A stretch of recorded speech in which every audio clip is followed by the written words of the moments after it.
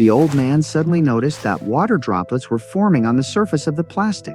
A thought quickly flashed through his mind. He took out a small knife and cut open one side of the plastic barrel. Then he scooped out half a bucket of seawater, covered it with a plastic film, placed a metal can inside, and put a weight in the center of the film. After 3 hours under the scorching sun, the seawater evaporated, condensed, and finally dripped into the cup.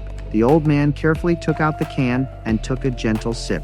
A look of satisfaction appeared on his face. This was the first fresh water he had drunk in 7 days of drifting at sea. Then the old man cast the fishing line into the sea, hoping to catch some fish to fill his stomach. While waiting for the fish to bite, he took out the sextant to measure the angle and marked his position on the map.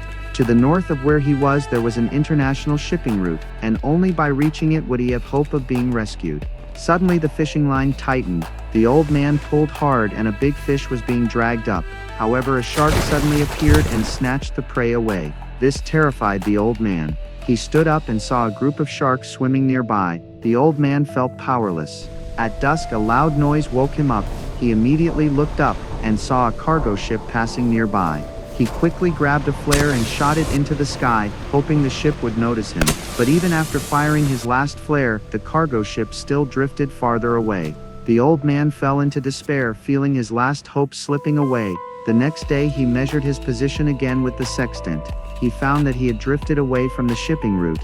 He was completely hopeless. He wrote his last words in his notebook, put it in a bottle, and threw it into the sea. But at midnight the old man saw a faint light in the distance. But the flares were already used up.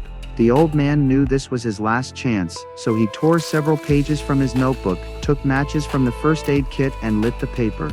He stood up trembling and tried to shout for help, but hunger had weakened him so much he couldn't make a sound. So he tore all the remaining paper, letting the fire burn stronger. However, an accident occurred. His only lifeboat also caught fire. The old man staggered and fell into the icy sea. A few seconds later, the lifeboat turned to ashes. The old man was completely desperate and decided not to struggle anymore, letting his body sink. However, just as he was about to give up, a faint glow appeared near the lifeboat's remains. The old man understood that someone had seen him. He used all his remaining strength to swim upward, and was finally rescued, and was